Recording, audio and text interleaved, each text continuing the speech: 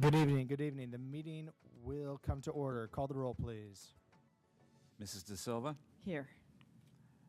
Mrs. Rigby? Here. Mr. Melody? Here. And Mr. Valentine? Here. And Mrs. Gillis is not able to be with us this evening. Pledge of Allegiance. I'd like to invite Mrs. Wittig and our friends from Hopewell Elementary.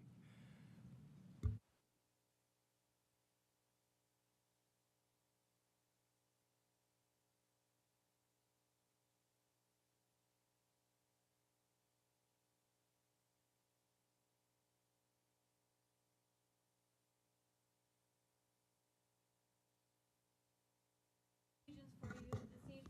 We have a group of 5th grade leaders here that are part of our See Kids Dream group, and they've been engaged in a wide variety of leadership activities within our school building. Most recently, they've helped facilitate our school-wide town hall meeting, and they're going to share a little bit more about things that they've been involved in. Mrs. Jody Cooper is our school guidance counselor, and I'd like to introduce her to tell you a little bit more about our See Kids Dream group. Hello, thank you for having us. I brought along some really amazing 5th graders. We actually have 20 students in our See Kids Dream group, but these are ones that were able to make it tonight. Their parents are here. You guys should be so proud. They are all amazing, caring leaders at Hopewell.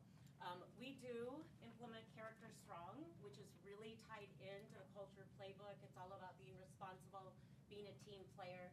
So what they're going to do is talk a little bit about our foundation with Character Strong and some ways we implement that at Hopewell. So take it away, guys, and then we'll lead you in the pledge. My name's Rocco. Respect is seeing value in all people and things and treating them with care. We try and show respect toward our beautiful new school by picking up trash and other items without being asked. Hi, my name is Lily. Responsibility is taking action and understanding the impact of our choices. We show responsibility not only at school, but when we are in the community. We try to be responsible citizens by following all the rules and laws and showing kind behavior. Hi, I'm Jordan, and I'm empathy. Empathy is understanding and connecting to other people's feelings. We try and always show empathy at Hopewell by including peers who may also feel sad or left out. Hi, my name is Rafat. Perseverance is pushing yourself to work through challenges and obstacles. We have shown perseverance by opening a new school at the start of the pandemic and being flexible and positive throughout the challenges. Hi, my name is Lyric. Honesty is being truthful in what you say and do. When you're honest and truthful at Hopewell, it helps build trust in everyone you can connect with. Hi, my name is Samantha. Cooperation is working together to reach shared goals. Our school is currently showing cooperation by working together to help support both the Ronald McDonald House and the Open Shelter. Hi, my name is Fiona. Courage is choosing what is helpful, right, and kind, even when it's hard or scary. We show courage for others by being a bystander who sticks up for others, even if they're being treated unkindly. Can everyone please stand up for the Pledge of Allegiance?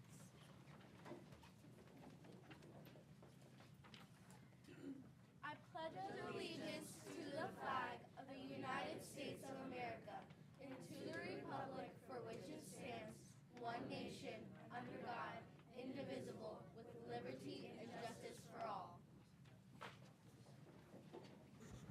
Guys, if you want to join us over here for a picture, that'd be great.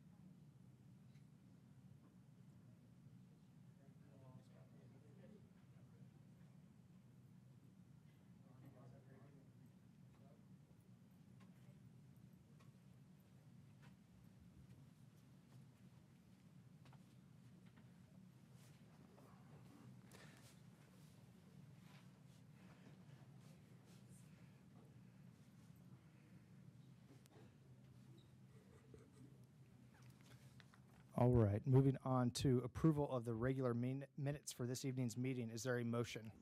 So moved. Moved by Mrs. De Silva. Is there a second? Second. Second by Mrs. Rigby. Questions or comments? Call the roll, please. Mrs. De Silva, Yes. Mrs. Rigby, Yes.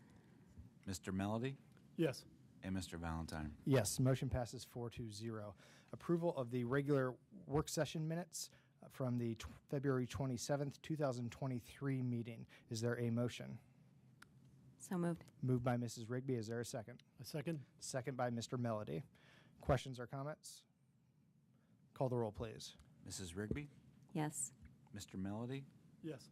Mrs. De Silva, Yes. and Mr. Valentine. Yes, motion passes 4-0.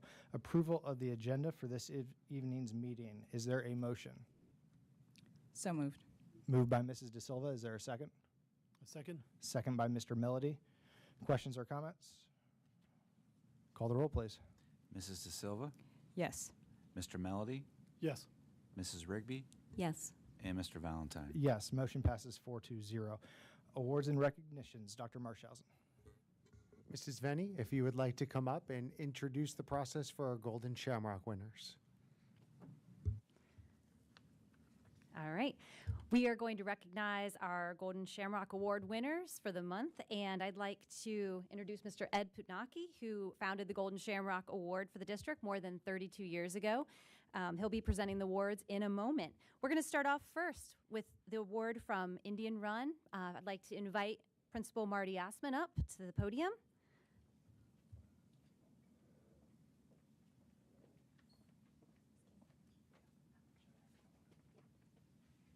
And we're going to be recognizing Kim Reynolds. Kim, come on up.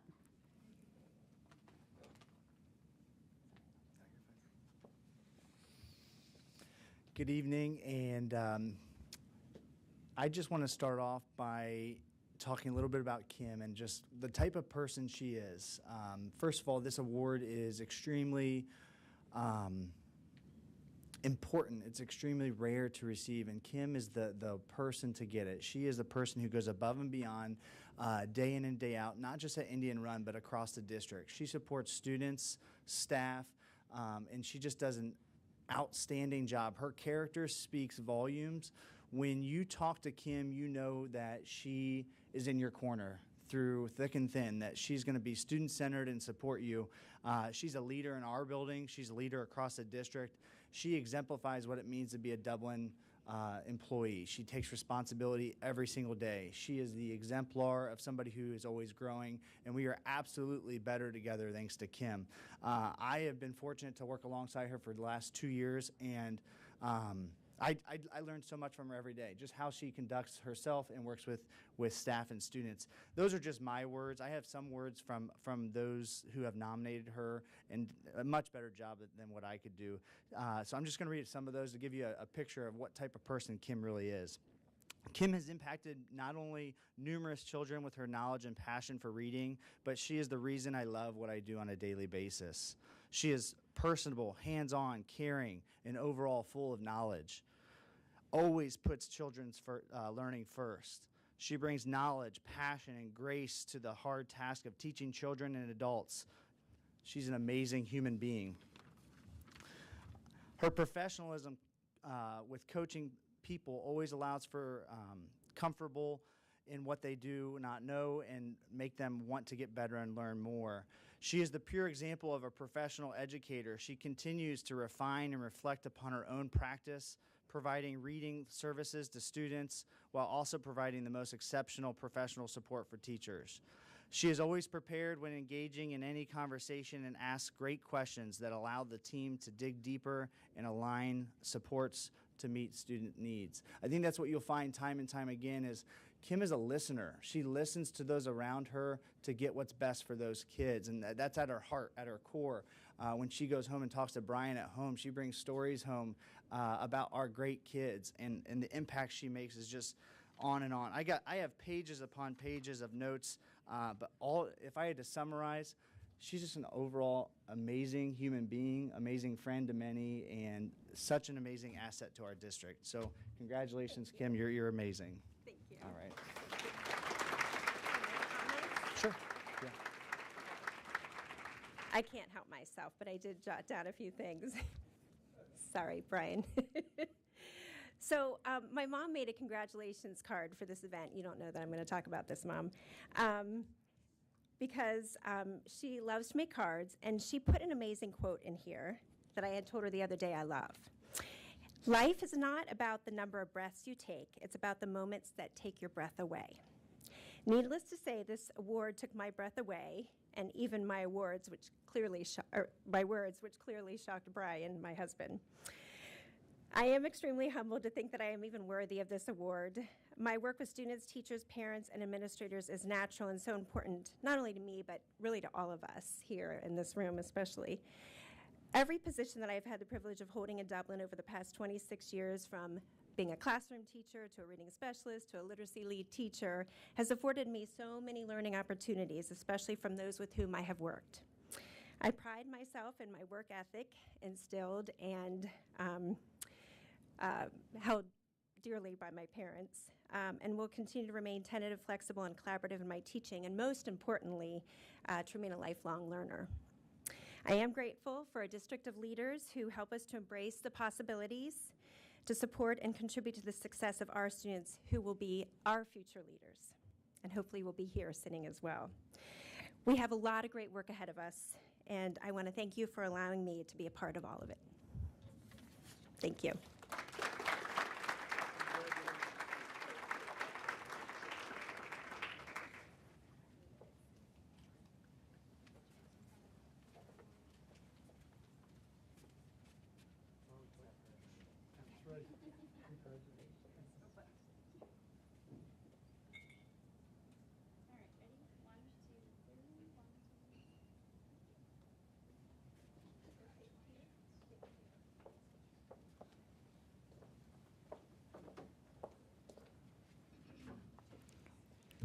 For our next award, from Wyandotte Elementary, I'd like to invite up Principal Renee Schwartz and recipient Terry Fisher.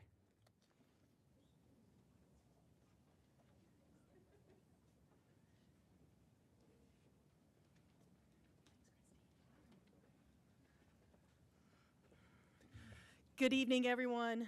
It is my honor and privilege to celebrate Terry Fisher as the Golden Shamrock Award winner for Wyandotte Elementary. Terry has spent 28 years of teaching, and all 28 at Wyandotte Elementary. Terry is a true legend at Wyandotte. As our kids would say, she is the GOAT. Around Wyandotte, Terry is known as the one who knows how to get things done. I'm pretty sure I've never heard her say no to anything, especially car duty. She truly wants the best for all students and their families, and she makes sure that she is their teammate and a lifelong learner. Terry is always supportive of students and families. She's their biggest cheerleader and biggest advocate. There are pages and pages of accolades from her parents, current and former, students, current and former, and colleagues. I'm going to share a couple, or maybe a lot. Terry is the most kind, helpful, hardworking person I have ever worked with. She always has made time for her students, her colleagues, whenever they need, and she always goes the extra mile. She is funny, motivating, and truly cares about every child she teaches. She creates a fun, enriching activities and never stops looking for ways to challenge her students. Terry is a pleasure to work with. She brings positivity and life to our building. She is always very kind, and she makes jokes. She makes learning fun. She is an amazing colleague and wonderful support to everyone. Terry is one of those teachers and friends who leaves an impression for being genuine, kind, incredibly funny, and wise. She encourages us. She helped me when I was sad, and her words are always kind. Terry is an impressive teacher, but an even more exceptional human being. She is someone you want to be with during your most difficult times. She is there to lend a hand or listen. Terry shines her light of optimism and humor on all those who cross her path, fellow teachers and students included. Whenever I walked into her classroom, she lifted my spirits. She made third grade a year to remember. Terry is an amazing teacher. She knows exactly how to bring a smile to anyone's face. Mrs. Fisher is the best third grade teacher you could ever ask for. She's always believed in me, and that's why you need from a teacher. To know Terry is to love her. Everyone at Wyandotte is a member of the Terry Fisher Fan Club. She is a processor and problem solver. Even though she can doubt herself, I would never doubt anything about Terry Fisher. She will be extremely missed next school year as she retires to travel and spend time with her family. She will be a first-time grandma very, very soon. The only thing we are not going to miss about Terry Fisher is the fact that she is always the last one done with parent-teacher conferences. She is way too nice to kick out a parent. Terry, you are so loved. You will be so missed, but congratulations on being our Golden Shamrock winner.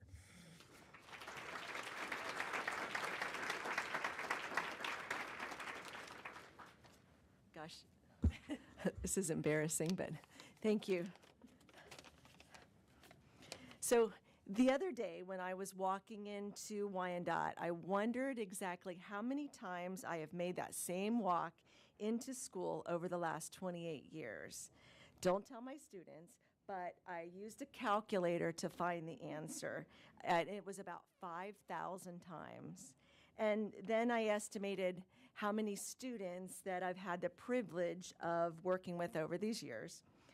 This time, I calculated about 600 children.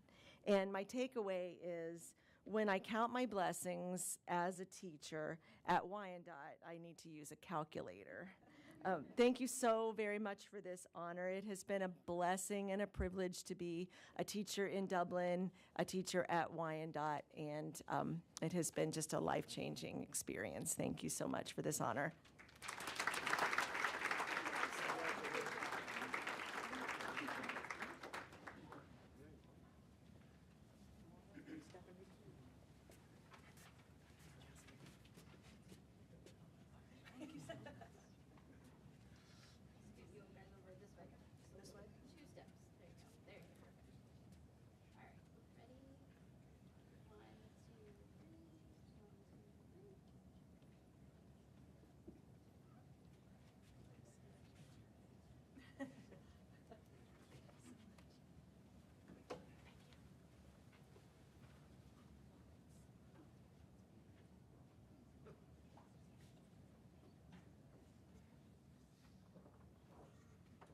At this time, I would like to invite Mr. Matt Perrell, principal at Kaufman High School, to the podium.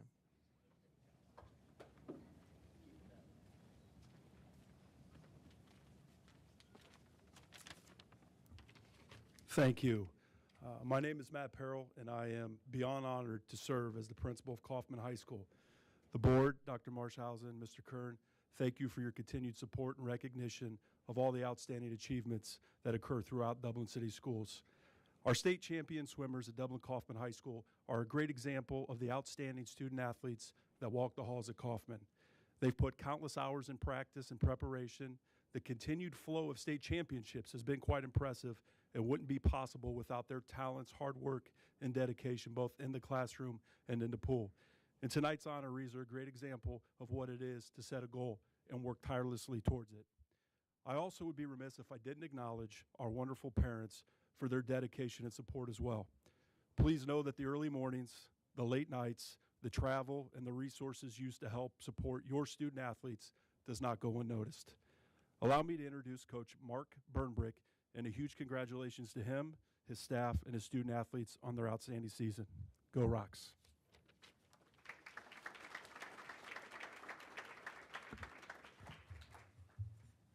Good evening. Thank you, board, for the opportunity to coach these wonderful kids. This is my second year, and it's just been a blessing. Last year and this year was just even more of a blessing to coach these kids and see them what they accomplished. You know, coming in this year, we didn't know where we were going to finish and how we were going to do. I think we were estimated to be a 6th or 7th place. We got, I think, 4th at our district meet. Even our relay that's up here today, you know, got 3rd at our district. So we went into the state championship really sort of eager to sort of prove something, had great senior leadership on this relay team, and we ended up getting 2nd on our relay runner-up. So we're very proud of that, what we accomplished, as well as our team got 3rd place. I think we were the highest moving team up of what we accomplished and all from great leadership from these kids here from that. So I'm going to start with my sophomore, Katrina. Colin. Congratulations. Report. For the 400 free relay runner-up. And then Emily Brown, the only thing I'm going to add that's on here that recognize, she is a junior this year, and she defended her for her third year in a row, her 200 and 500 free. She is a state champion in both of those for 3 years in a row, as well as she broke a 9-year record in the state meet for state record, pool record, meet record in the 200 free as well. So congratulations.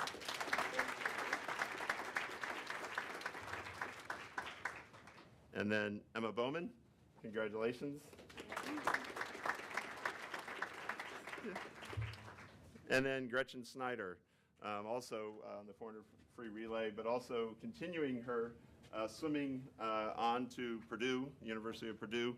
We'll be swimming there next year, so we'll have to keep our watchful eye on her and how she does. So congratulations.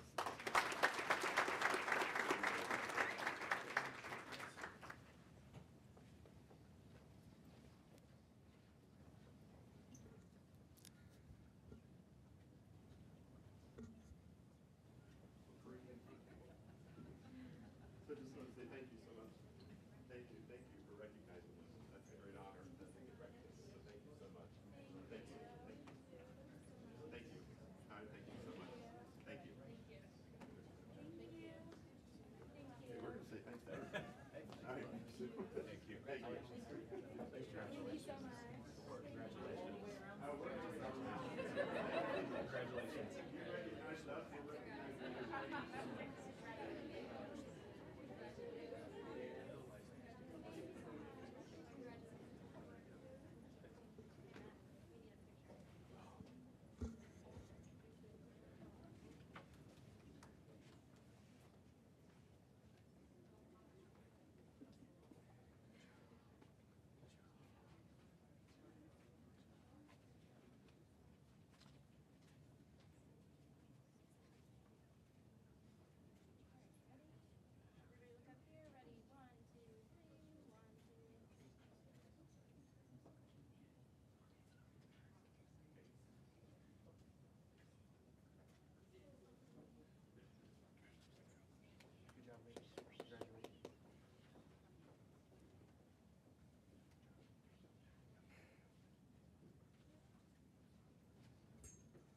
At this time, I would like to invite Mr. Mike Aron, principal at Dublin Jerome High School, to the podium. Definitely don't need the mic that high. Good evening, everybody. Thank you for allowing us to be here this evening. First and foremost, we want to congratulate Dublin Kaufman on a successful swimming season as well.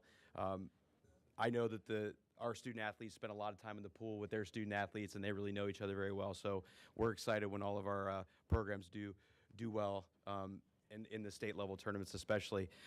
Behind me, first of all, Mr. Blind couldn't be here tonight. He's at the OCC meeting, so I'm going to double duty tonight.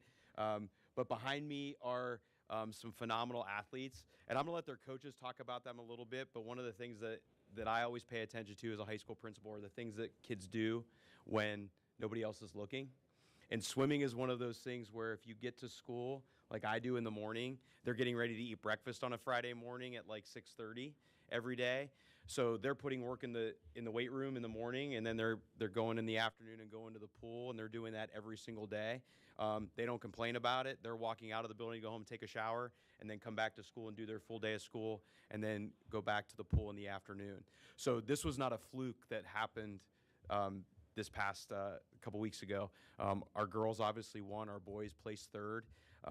But it's a phenomenal group, and I want to make sure that I say this in front of everybody, that you guys all impressed me, and I'm so proud of you, and very impressed with all the work and effort that you put in, and we appreciate it, right? I know you don't get a lot of people seeing you at 6:30 in the morning and say, hey, you do a great job, but I want to make sure you know that I notice, and I appreciate that, and that work ethic and those skills will help you so much as you move forward. So I'm going to introduce the coaches.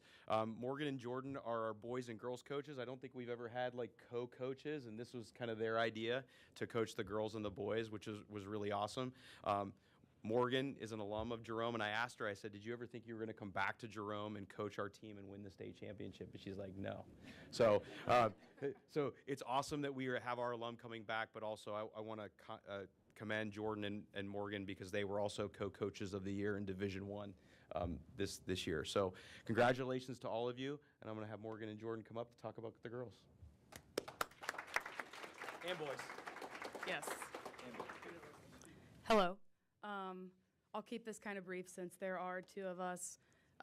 Mike really kind of hit it on the head there. A small but mighty group here. We are missing a couple people, but tremendous achievements on both sides. So our guys did get third as a team at states. They held the same place as last year, which is impressive. We had a lot of strong seniors last year, but our seniors this year stepped up as leaders, and then we had freshmen like Alex that also stepped up and scored points and were able to contribute.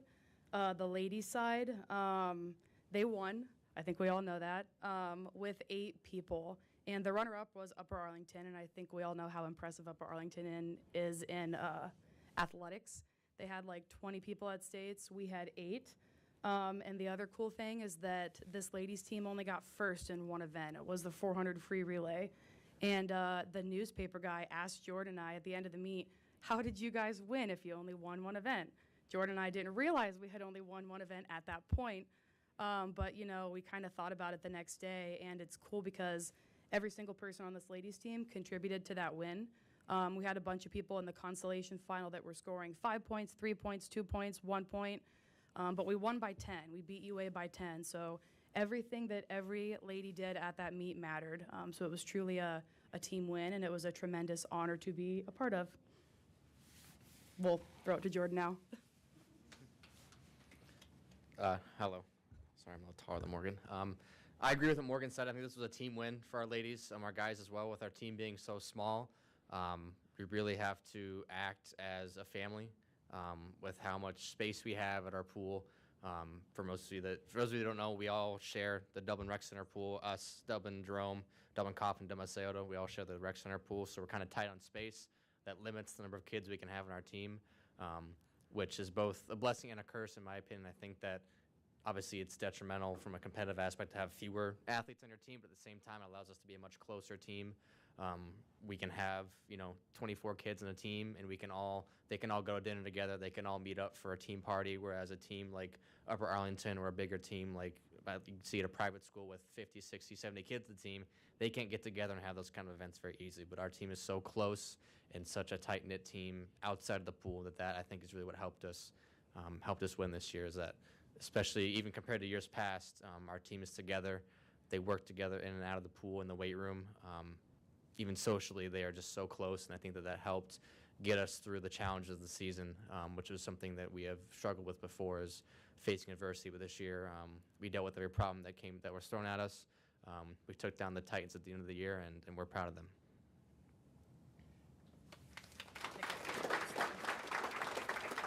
So we'll kind of go through and introduce everyone here.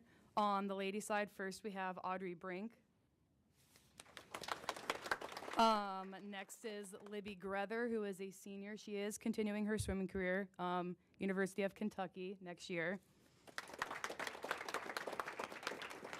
We have Olivia Matson, who is a sophomore.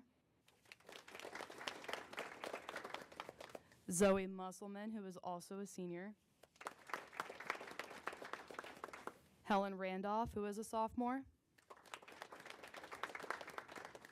And Addison Thomas, who is also a sophomore. On the gentleman's side, we have Luke Dower, who is a senior. Andy Liu, who is also a senior. But both of these gentlemen are planning to continue their swimming career. I think they are still unsure where. And then last but not least, we have our freshman, Alex Wu. And in absence, we are missing Charlotte Laycock, Millie Leonard, Nikki Leonard, and Dean Scher, who were all, Andrew Seller. Not Carter. Who are all seniors that contributed to the season.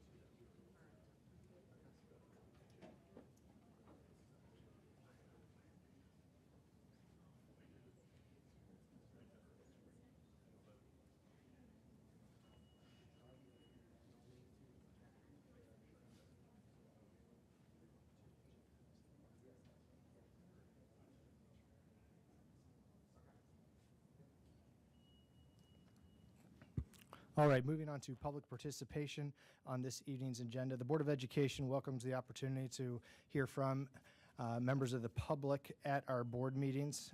This evening, we have several folks who have signed up, some of which are potentially either not present or have declined the opportunity. So I am going to go through, make sure that I don't skip anyone in the interest of those who did decide to show up this evening.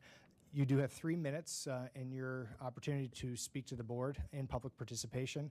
There should be a timer or there will be notification from me or a member of our administration. So the first person signed up is Bushra. Yes, please. Please come up to the podium.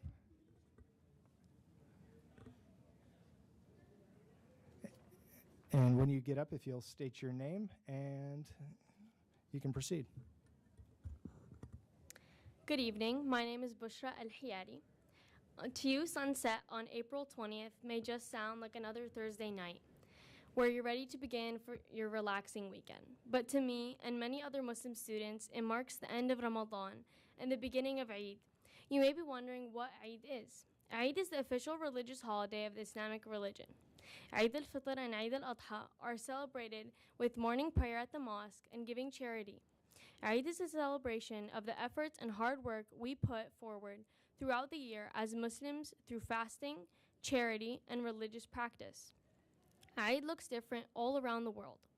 For me and my family, we wake up early, eager to give our charity before praying at the masjid in congregation, where we meet our family and friends. And my family has a tradition of eating breakfast together, a special occasion considering we haven't had a meal together in the daylight for a month. Then my family celebrates by exchanging gifts and visiting family and friends, wishing them a happy Eid. Last Eid al-Fitr, I woke up with a flame of excitement that was quickly put out when I realized I would be missing out on my education. Later that day, celebrating, I remember sitting in my room thinking how unfair it was I couldn't enjoy my religious holiday. I thought about how other students could enjoy their Christmas holiday for almost 2 weeks, but I couldn't get an excused absence for more than 1 day. I want you to think for a second. Imagine how many Muslim students have that same feeling. Put yourselves in their shoes. As a resident of Dublin and a student of Dublin, I trust the Board of Education to represent community priorities. Take a look at all the people here today that are eager to participate and have a place in the Dublin community. Having a day off on Eid is a community priority. Over the past year, we have collected over 1,000 signatures from Muslim and non-Muslim Dublin students, teachers, parents, and residents for a petition to have the Dublin City School District have a day off on the two Muslim holidays, Eid al-Fitr and Eid al-Adha. We are asking you to fulfill your role that is meant to serve the community. I am asking you to give us as students and our families a chance to feel a sense of belonging in the Dublin district. Play your roles as individuals that serve the community. I'm here today to propose an amendment to the calendar so that Eid al-Fitr and Eid al-Adha be taken as a day off for future years. Although I do recognize that a school day cannot be taken off as a school holiday, like a day off for all students, unless it is a recognized federal holiday. Good Friday is not nationally recognized, and it has been a day off for all students for multiple years in the past. This year too, under a teacher conference comp day. We're requesting that the same happens for Eid. Thank you for listening. Thank you. All right. Next, Mehek.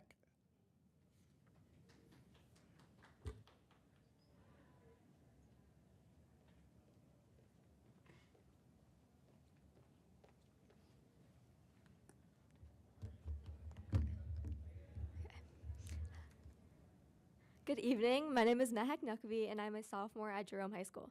I'm speaking tonight to ask you, our Board of Education, to consider granting the day off for Eid, a celebration to the end of Ramadan. Ramadan is a holy month, a time of fasting from sunrise to sunset, an occasion for spiritual reflection, and Eid is a day for families to come together to pray, share meals, exchange gifts. It's a day for waking up excited, for praying early in the morning, and for saying salam to aunties and uncles and friends. It is a day where it doesn't feel quite normal to eat yet when the sun is out, but above all, it is a special day of celebration for our Muslim community, and it deserves to be acknowledged and respected as such. Please consider why this effort is so important to us, why Dublin students have gathered with thousands of signatures in support of this effort, and why we are meeting here today hoping that you will hear us. Granting a day off for Eid will not only enable our fellow Muslims to fully participate in celebrations with their families, but it will also serve as a reminder for the importance of religions and cultural diversities in our beautiful city. This act of inclusion will go a long way in building an inclusive and accepting Dublin community.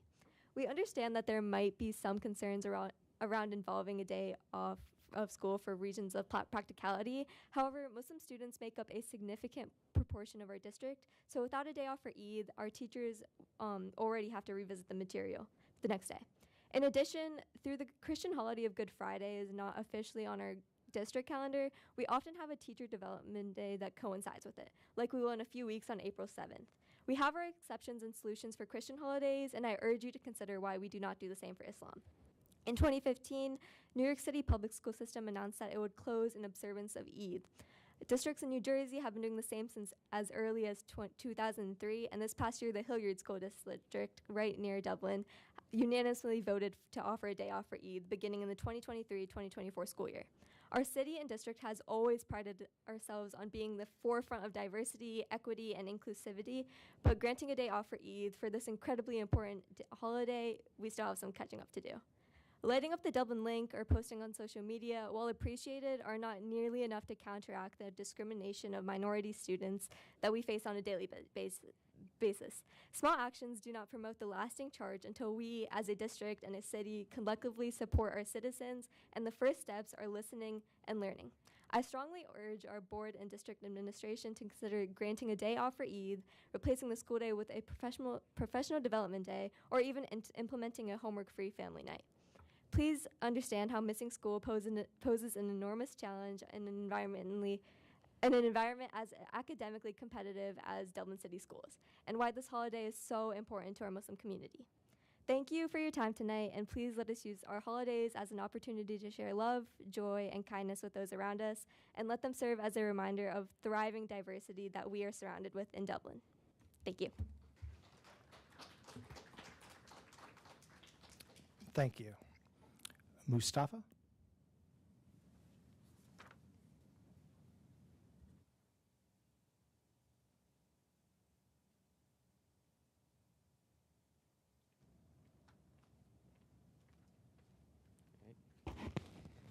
Good evening, Dr. Marshausen and our Board of Education. My name is Mustafa Jaffrey. I'm a sophomore at Dublin Jerome High School, and I request the board to consider making Eid a holiday for students, assisting a prominent Muslim population in the district. I understand that it cannot be given as a specific day unless it's a federal holiday, but I'm requesting that we use a professional work day, such as the one on April 7th, or a family night on the same day as Eid. One of my favorite things about being a part of this school district is its incredible diversity. Kids from all walks of life have an opportunity to learn together and succeed. So in the effort of celebrating this diversity, we request to not worry about schoolwork for one day. In Islam, our only holiday is Eid, and we would appreciate the opportunity to celebrate the one day we have without worrying about the stress of school. I had to deal with this last year, actually.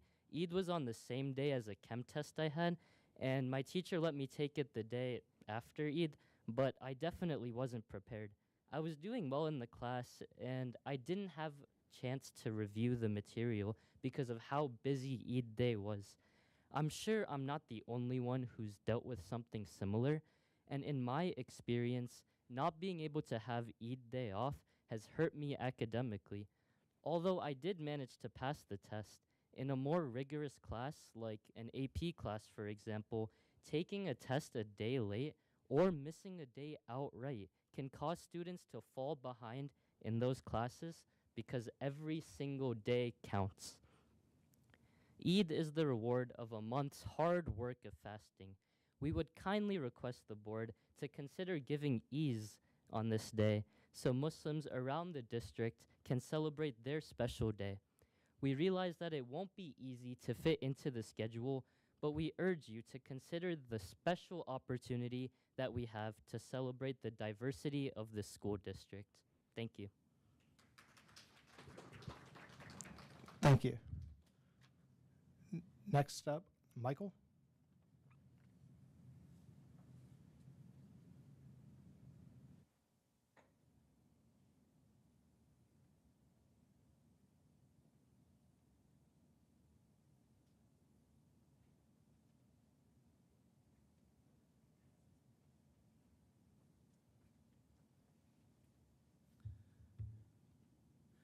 Good evening.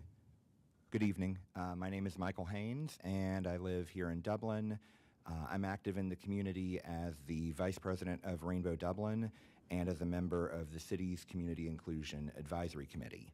And just to be clear, I'm not speaking on behalf of that committee, but I wanted to mention it because what I've heard and learned during my time there informs my personal positions on a variety of things.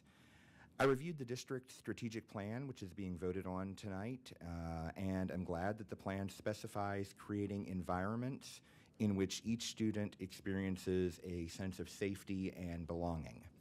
Continuing to foster equity and inclusivity in our increasingly diverse community is vital to broad-based student success as we move towards 2030 and beyond. To be clear, this benefits all of our students as they prepare to live and work in the increasingly diverse communities around our country and around the world. I'm pleased to see that there are recommendations for the board to approve 2 new student clubs tonight, Scioto's Latinx Club and Kaufman's Spectrum Club. While I'd hope and expect that approval for these will be readily granted given the support they have from their individual building administrators, I certainly encourage the board to approve these requests. As we've been discussing over the last few minutes, the final aspect of the agenda that I did want to talk about was the district calendar. I think we've heard the history that a group of students asked to have Eid added as a school holiday, and that the response to date has been to say that students could take excused absences for religious observances. And understanding that there are logistical aspects to this, from an instructional perspective, even though a student is excused, we've heard evidence tonight that learning is continuing in their absence. Students miss instruction time, and they do risk falling behind if they wish to utilize their floating holiday. From a community perspective, this approach treats these holidays as being second class compared to Christmas or Easter, neither of which ever falls on a school day. And some folks might say, well, the school calendar doesn't say Christmas, it doesn't say Easter, but this is because of the historical design of the school year, which had these Christian holidays baked in from the beginning. We see diversity of faith in our school sports, school classrooms, school lunchrooms, and school clubs like theater and marching band. As we're working toward what the strategic plan calls for, environments in which each student experiences a sense of belonging, we should also see this diversity on our school calendar. Thank you for your time.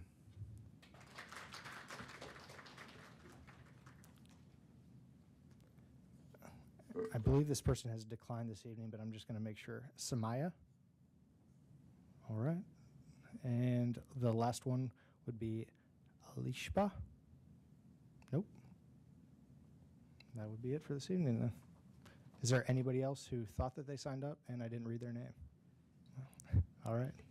Thank you very much for coming and speaking this evening. At this time, we will move to Board President's Board of Education comments. Members of the board. All right. There being none, I know that we've had several committees meet, and that is going to get covered in reports this evening, so we'll have plenty of chance to dialogue there. We'll move on to Superintendent's comments. Dr. Marshausen. Thank you, Mr. Valentine. A couple of superintendent updates. First of all, we began our process with LifeWise Academy last week, and just wanted to let the community know that things were successful in the first couple weeks. There were 2 concerns that were brought to our attention that we got remedied as quickly as we possibly could. I know that this has been a concern for some in the community. And just to reiterate that the process is handled by the folks at LifeWise. No school transportation is used. No students are missing academic time during this process. So I know that was a concern for some, and just wanted to let the board know that those 2 pilot buildings are operating at this time. Also, our equity conversations have continued. Our equity group of parents met and actually identified 6 different areas of equity that we will be focusing on as a district. We have our racial equity, cultural equity, socioeconomic equity, our students who have disabilities, our students of different faiths, and our LGBTQIA+ groups. So as we talk about equity in the Dublin City School District and talk about how do we make sure that every student in every classroom is welcomed, safe, and loved when they come into our rooms, those are the areas that our groups will be focusing on as we move forward. And I think it's important to look at the full scope of those different areas. And when we look at the work that will be done there, it'll be done with a parent committee, with a student committee, and with a committee of teachers and educators, all working together to make sure that we're not missing something in the work that we do. Mrs. Venny and I will be going over to Jerome Wednesday to meet with students during lunch as we look at what are our students seeing and what are our students feeling when they are in our schools on a daily basis. As we just talked about, and I'm thankful that we had students here today to share their thoughts. This is technically the formal public hearing for amending calendars for the 23-24 and 24-25 school years. Those amendments reflect the new negotiated agreements with Dublin Education Association and Dublin Service Organization.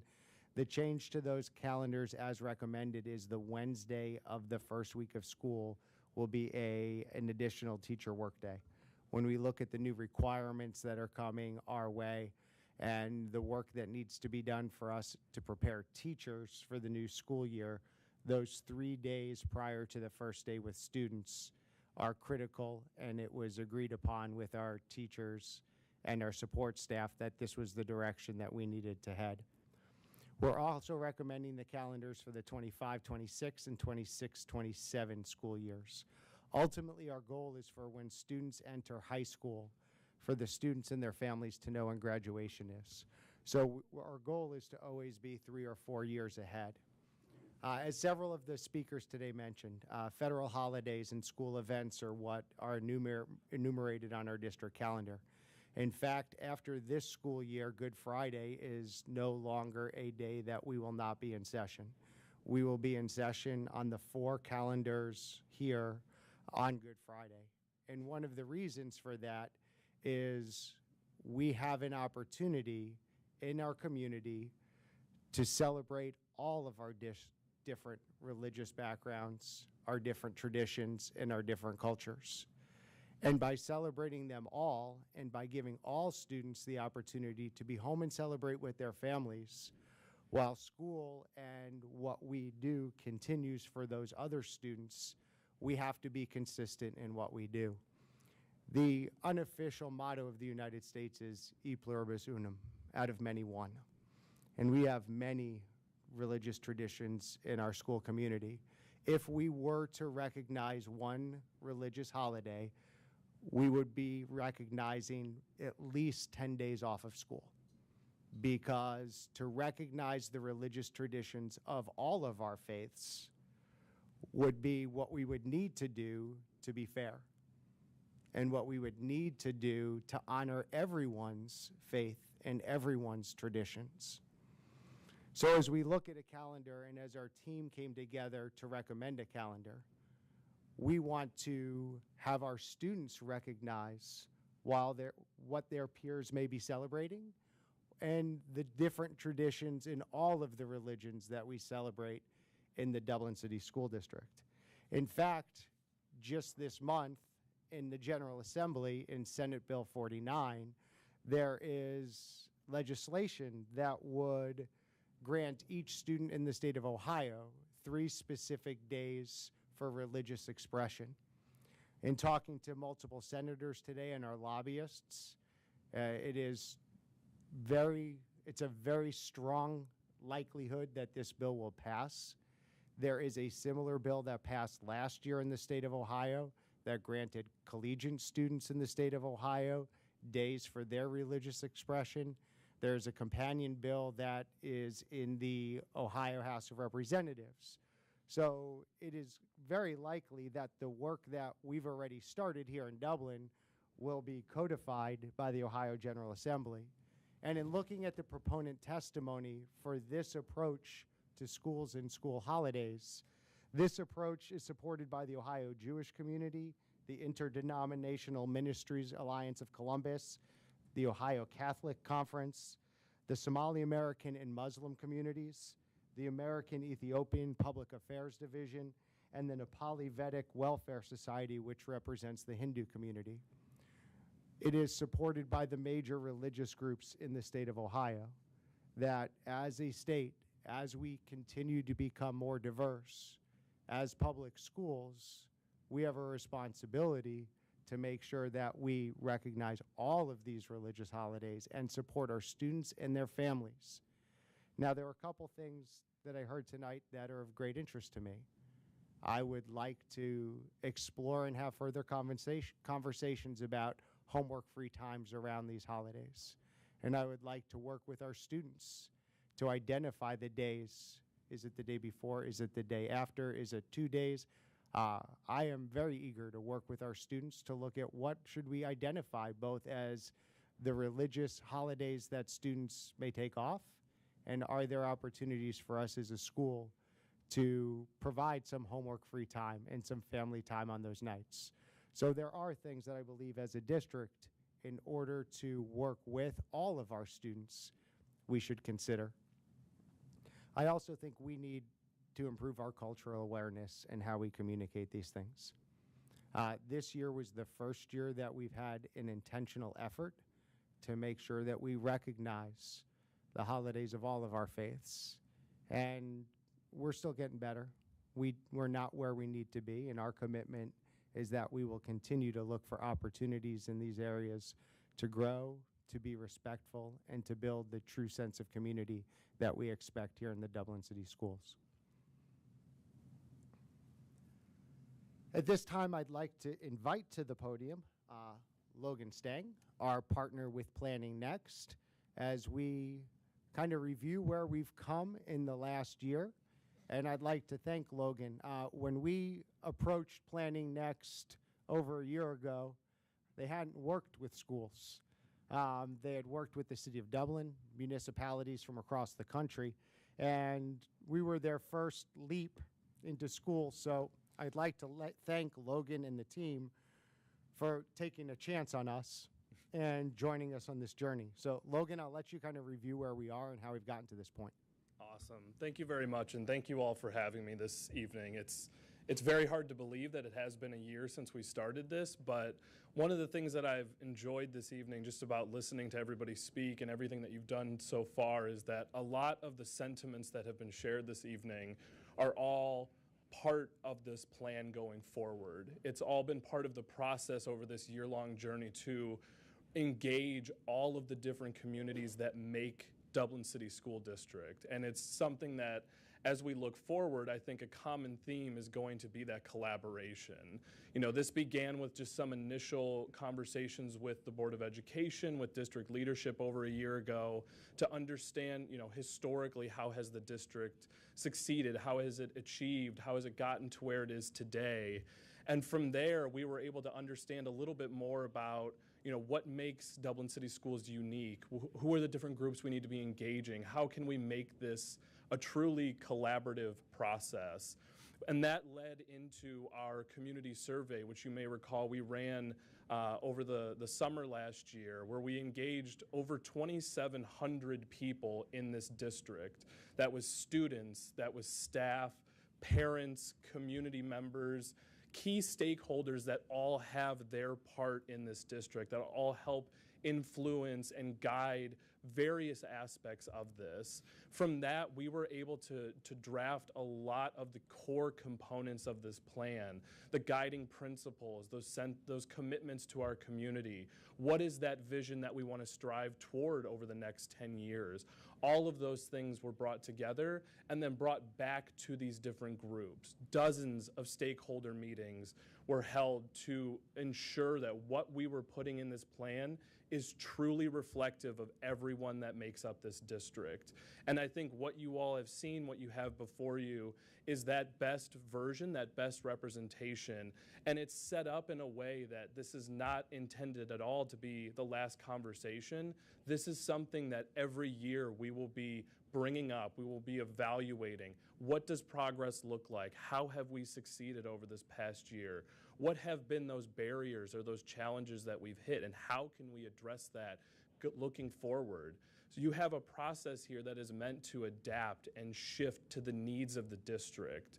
And I think, I'm sure John has mentioned this in some of the previous meetings, of we're at this point now where if this becomes the adopted strategic plan, that very next step is looking at next year, looking at what those goals are, what are the specific things that we want to be doing, and how can we be working towards those over this next year. So I'm very excited to be at this point. It's been an incredible process to get to work with all of you, to get to work with this community. As John said, we approach these things usually from the city side of this, but one of the things that we've learned in every community we work with is the school district is such an important piece of where people choose to live, of why people choose to come back there in the future.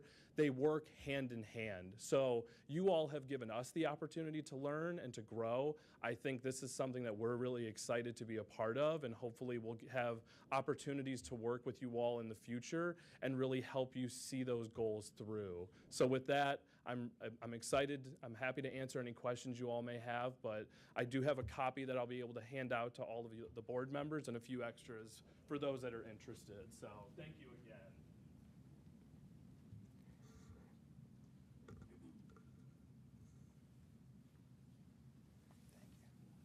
And I think by the time planning next is done, they're going to need an education division because we're already sending work their way from other large districts across the country. So other people want to talk to them now that they've seen what we've been able to do.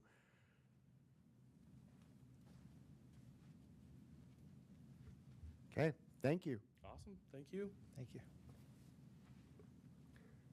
And finally, we continue our conversations with municipal leaders from around Central Ohio about the enrollment growth and continued push for affordable housing in Central Ohio. I know it was a conversation at the Morpsey meeting last week. We're partnering with our folks in the city of Dublin to make sure that we have the right numbers that we're talking about as we have this conversation as a region, because we must continue to work together. And I was incredibly grateful for the opportunity last Thursday to speak at the State of the Community event and to be on stage with Kenny McDonald. And Kenny reminded us that our partnership with those local leaders are what get things done. And those partnerships set us apart in Dublin. And one of the reasons that we're getting traction and we're being heard is because of our business partners and our folks here in the community that are helping with our narrative and are helping share all of the great things that are happening in the Dublin City Schools. And we are very grateful for those partnerships. One last thing, and Christy may talk about this a little bit later, but I want to give a shout out to Cassie Dietrich, who's sitting over there next to Mike. Christy's going to talk about this a little later, our newest version of a newsletter. Probably the best school newsletter I've ever seen in 18 years. Gets mailed to every residence. Folks will be getting these in their homes. But Cassie, in 6 months, you've made a tremendous difference, so thank you. And to our residents, when you get this, please take the time. There is a wealth of information in this document, and you can expect 4 of these a year. We know that we have folks in our community who read what's in their mailbox but don't come to our website. And with the shifts that we've had, with newspapers no longer being printed on a regular basis, with the dispatch seemingly being printed at noon the day before and not covering schools like it used to, we have to get information to our residents. So Cassie, thank you. Christy, thank you. The work that our communications office is doing is critical as we talk about and share our narrative. Finally, we have 2 more community engagement events. It's hard to believe we're coming to the end of the year. In April, on the 20th, we will have our traditional morning event at the Dublin Chamber of Commerce. And then Mr. Collier will join us with an SRO and some of our safety folks to have a school safety conversation. And I encourage parents who have concerns, who want to know more about what we do in terms of our safety planning and all the things to go into that. I know that spring will be here, and it's not going to be snowing on April 20th, but I encourage you to come and hear what we're doing on that evening. All right. Any questions as a follow-up to Dr. Marshausen's comments before we get to item 5C? Just a quick question regarding the holidays and what is happening currently. Are there some buildings that are already working with students to determine which days can be homework free, or at least, I don't know about homework free, but are there some schools that are already looking at the major holidays of different groups and not assigning like major assessments and that kind of thing? Our high schools and middle schools have the directive to not have major tests or assignments or significant new teaching on those major religious holidays. That was one of the directives that was in place this year. And at our elementary schools, it's a little bit different because our elementary teachers know every kid in the class at a different level. They may have 26 kids versus 150 kids. And our elementary teachers, with that personal knowledge, work very closely with our families.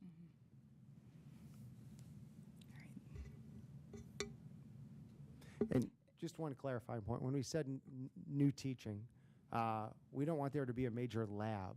We don't want there to be something on that day that can't be made up. We've also asked our teachers for our Muslim students during Ramadan that if they have tests or assessments later in the day and the students would want to come in and take those tests before school or are able to take those tests earlier in the day, to make those accommodations when we can, because we understand that for our students who are fasting, by the time you get to later in the afternoon, it's a longer day. And so for us to be able to say, if you'd like to come in and do some of those tests or assignments earlier, we want to be able to work with all of our students. All right. Item 5C, it's recommended by the superintendent and the treasurer that the Board of Education approve the attached non-bargaining hourly rate of pay schedule effective July 1st, 2023 through June 30th, 2025. Is there a motion? So moved. Moved by Mr. Melody. Is there a second? Second. Second by Mrs. Rigby. Questions or comments? Call the roll, please. Mr. Melody, Yes. Mrs. Rigby, Yes. Mrs. De Silva, Yes. and Mr. Valentine. Yes, motion passes 4-0. Item 5D, approval of resolution to adopt Journey 2030.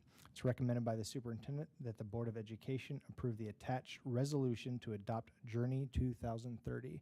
Is there a motion? So moved. Moved by Mrs. De Silva. Is there a second? Second. Second by Mrs. Rigby. Questions, comments? Call the roll, please. Mrs. De Silva, Yes. Mrs. Rigby, Yes. Mr. Melody, Yes. and Mr. Valentine. Yes, motion passes 4-0. Reports and action items from the Treasurer's Office. Thank you, Mr. Valentine. I do want to address one thing that has popped up over since last week is a failure of a couple banks across the United States. You know, as we look, we always look at our banks, and we do currently are with Huntington as our main depository banks. One thing I do, it was unlike some people in the Silicon Valley Bank instance, we do have, beyond the FDIC, we have collateralized deposits. So the banks are required to have collateralized deposits on our behalf, so in case of a bank failure, we would be covered. So just kind of from that standpoint. We also diversify our portfolio. As you see our financial report each month from that standpoint. We actually did just today, as we were reviewing that, Credit Suisse, as you notice on there, is a commercial paper that we hold that is actually set to mature here next month, April. They recently had a downgrade in their rating.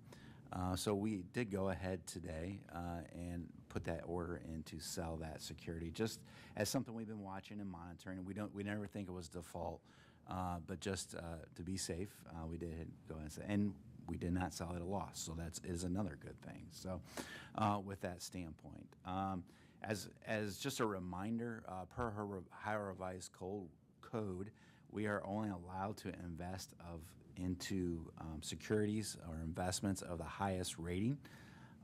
So the first rule of investments for public governments is safety, safety.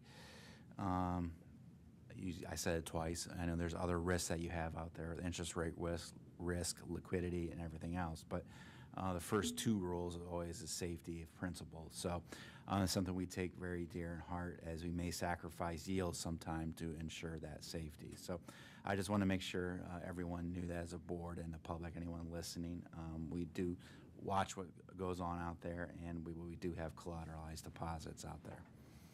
As far as the agenda is concerned this evening, we do have a couple things on here. We do have the approval of rates, and this is one of those statutory things that we approve once a year.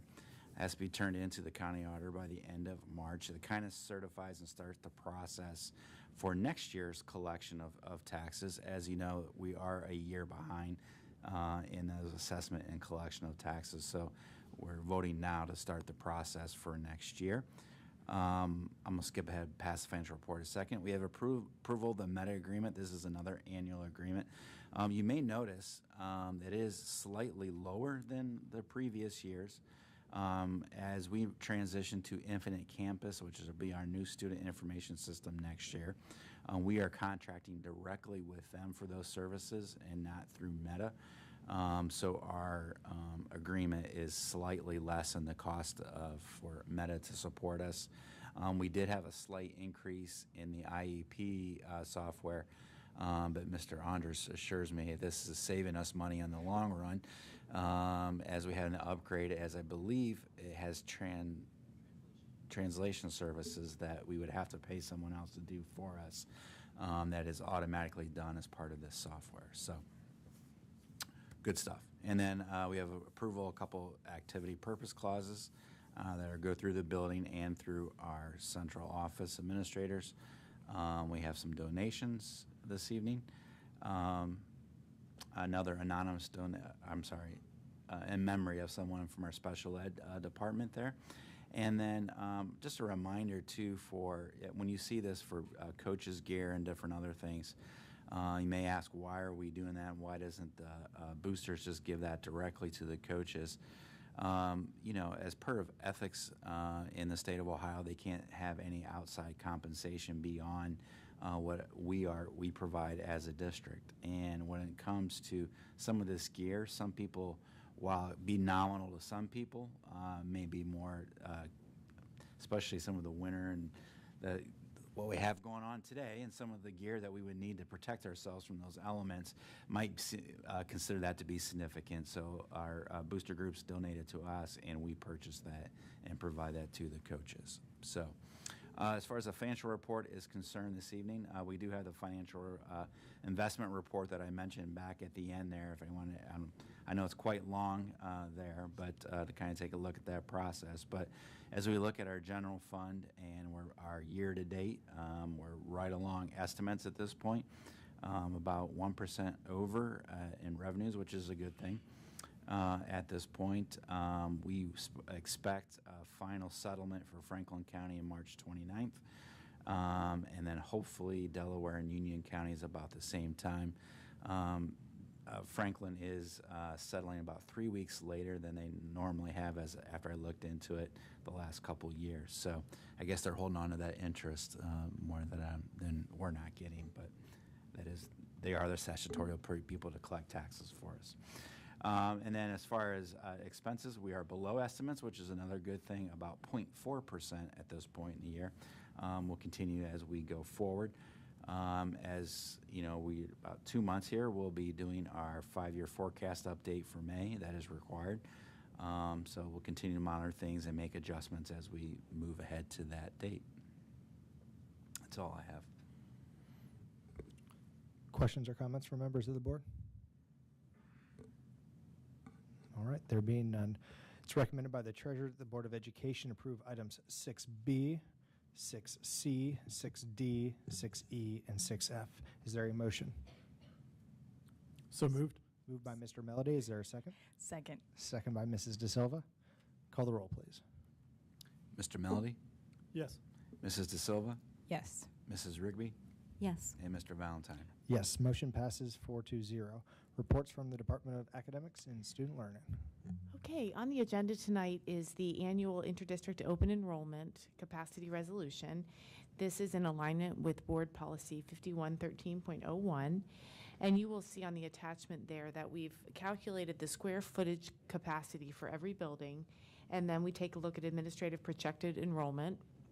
And we figure out what buildings have room for interdistrict enrollment.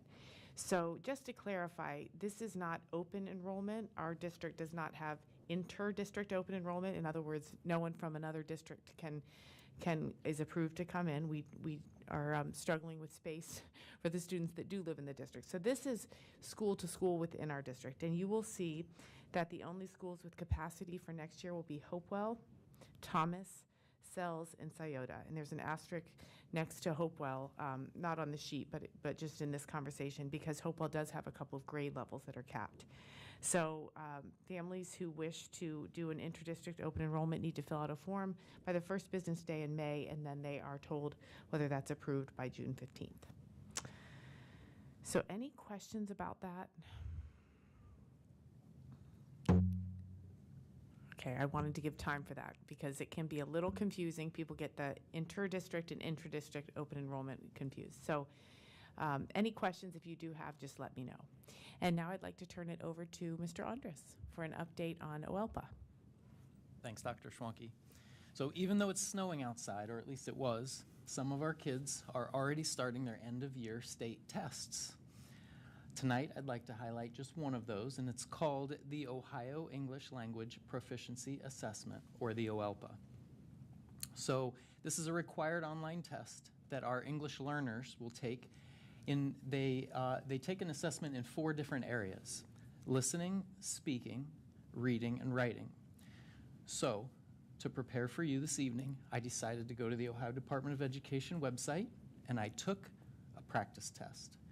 I chose to be an 11th grade student. It was a pretty good year for me, so I thought that I'd be an 11th grade student for a little bit today.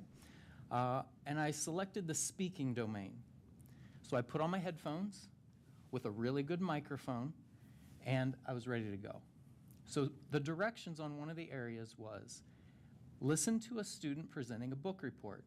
Then you will record your answers to 3 questions about the report. So after watching an animated video of a student presenting a book report, one of my questions that I needed to answer, speaking into a microphone, was, would you enjoy reading this book? Explain why or why not, and give 2 reasons in your explanation. Listen, this was not easy to do in my native language, so I can't even imagine how difficult that will be for some of our students who English is not their native language. Written and spoken responses are hand-scored by an ODE vendor, and then we get those results back in May. If a student doesn't take it, that's always a great question that people ask about state tests. What happens if they don't take it? And there's a lot of different things, but the big one is a student can't ever exit the English learner status. Now, this is a really complicated part.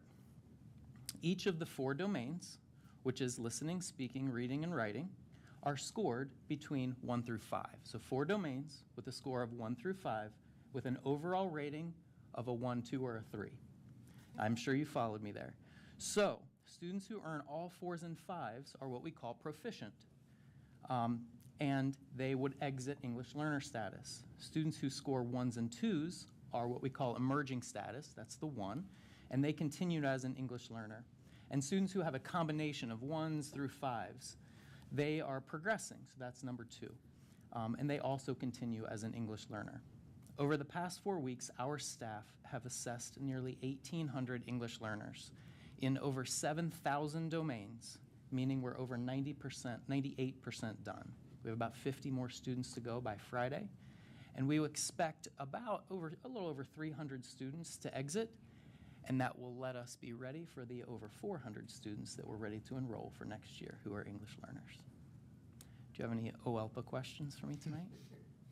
How many did you say would exit about? We usually are a little over 300 per year. Thank you. Good evening. It must be the time of year that Chris and I pick similar topics, but it's very relevant because tonight I would like to talk about our growth data. So as you know, we give the MAP test 3 times a year to our Dublin students in grades 1 through 8, and that's the measures of academic progress. MAP provides us with information regarding both achievement and growth, but today I want to focus on growth. At a time when the dialogue out there is about learning loss, I think it's important that we take a moment to pause and highlight the work and the growth that our students are doing in the classroom. So our window closed mid-February, so this is a time where we pause, we reflect mid-year, and I like to think of our mid-year MAP testing as an opportunity to progress monitor, both at the student level, the building level, but also at the district level. It gives us a chance to pause and ask ourselves, is what we're doing what we should continue to do, and what pivots might we make? So you're looking at 2 graphs up here. You're seeing reading and math. Just a quick comparison of growth goals from fall to winter. From last year, our growth in light green, to this year in dark green. And I want to start by giving you a little context of what you're looking at. NWEA sets our student growth goals after every test window based on nationally normed data. They calculate the national average growth for a student in the same grade level with that same score. And so it's comparing our students to other students just like them and setting a goal for them. Now, of course, in Dublin, we think about our students individual and unique, and we would always want our teachers to think about individualized goals for our students. But it does give us a way to look at our student growth compared to other students in similar situations across the United States.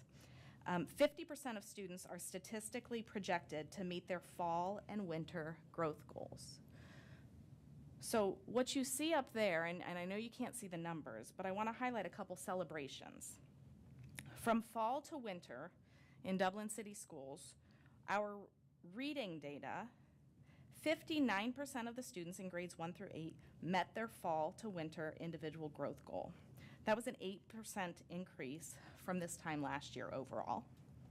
And in math, 56% of students met their growth goal.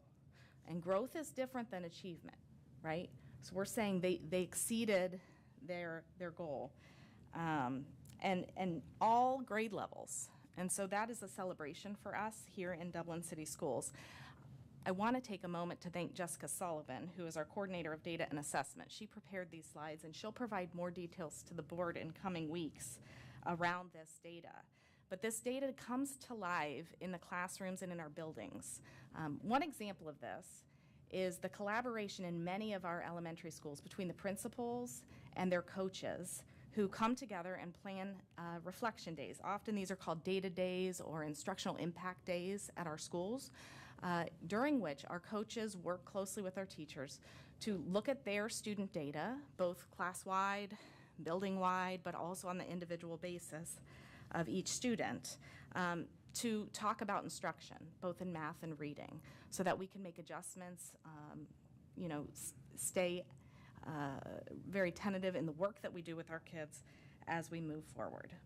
Our principals and their coaches use this data. Our classroom teachers look to this data and you may even hear parents refer to this data.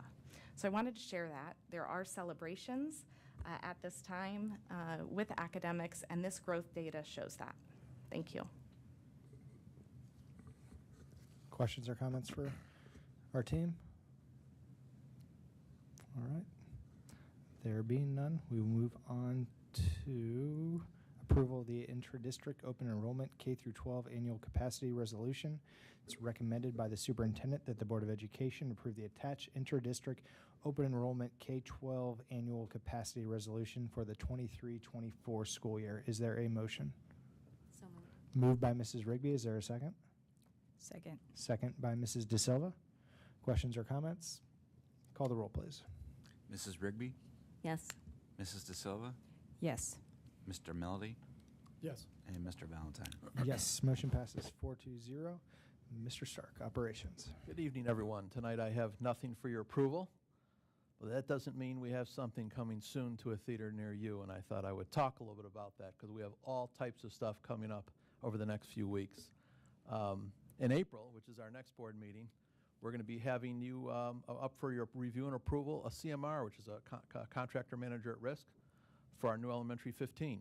We're also going to be having up for your review and approval a preschool designer, an architect for our addition, and a contractor for that as well. We're moving very quickly on both of these to get costs and designs done. We're also going to be, we've also worked on 2 federally funded grants that Chuck Collier actually got for radios and security cameras.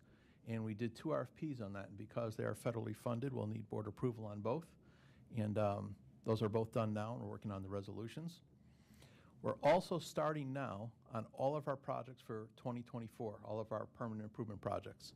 We're always a year ahead. We have about a 3-year running forecast on these, and we're about a year ahead. So Davis will be getting a new roof in 2024. That will be, we're going to be putting out an RFQ, which is a request for qualifications for architects, for a Davis roof, Indian Run playgrounds, redoing Cell's electrical infrastructure. And don't worry if you don't remember these, because I'll be bringing them up ad nauseum over the next couple of weeks, a few meetings, maybe even with some photos. I don't know yet. We'll have to work with Christy on that. It's very exciting. And also a transportation wash bay over at Transportation, which will help us out in all different areas. Next month in April, you'll start to see Kaufman High School change. We're kicking off our building envelope project, and that's where the paneling and the windows and the roofs, all of that are getting redone, where all that light tan paneling is. It'll come a dark bronze. It's the same as the color at Hopewell Elementary. Also, our DEP modulars, we're starting to move ground there in about a week. We're about a week away from getting permits all approved, so that will start. And then in May, as if April wasn't enough excitement, and there's going to be quite a bit, in May, we'll be coming to you for our first GMP for the Sauda and Kaufman multi-athletic facilities, and also the other Sauda improvements, which is their upgraded weight room, their new Kindness Cafe, and their 2 new press boxes. So we have quite a bit coming up. That wasn't a full list, but I think it's just something that, so while tonight is kind of a bye week for operations, we have exciting stuff coming up at the next meeting, if there's any questions. No questions, but Scott and I sat through a lengthy presentation of things to come, so there's going to be no shortage of discussion in the coming meetings with Jeff and members of our team as we weigh through a number of different things to consider. So thank you, Jeff. Thank you. And moving on to reports from Human Resources. Good evening, members of the board. I'm going to start tonight's certified agenda, moving down a couple items. So the third item, over the past several weeks, Samantha Althouse, who's our Director of Elementary Education and Professional Development, has led interview efforts for the next principal at Thomas Elementary. And we're pleased to recommend Mrs. Melissa Garris, who's over here, as the next principal at Thomas Elementary. She's currently an assistant principal in New Albany, and she was selected amongst almost 60 applicants for this role. Her deep knowledge of literacy and belief that every child matters and can learn resonated in her interviews, and we know that she will do great things at Thomas. So welcome to Melissa.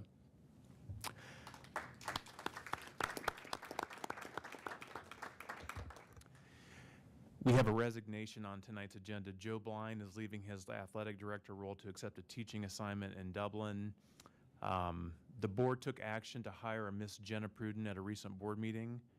There's a salary change, and you'll also see a resolution that's attached to the agenda tonight. That resolution is necessary for her to work under an alternative principal license in the Bridge and Paths program. 3 resignations are on tonight's agenda, along with a few leave of absence requests. One of those is for an individual, Chris Thiel, who will be an administrative intern for us.